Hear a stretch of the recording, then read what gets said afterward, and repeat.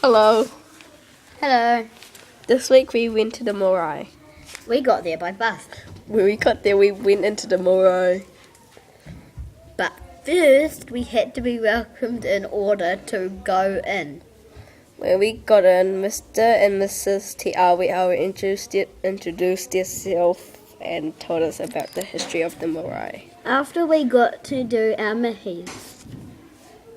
When we finished our mihis, the boys and girls split up in different groups. The girls went to make some toys and the boys went to learn the haka. When the boys learned the haka, they told us the background story of the haka. And when the girls went to make the toys, they used cotton wool, coloured string and plastic bags.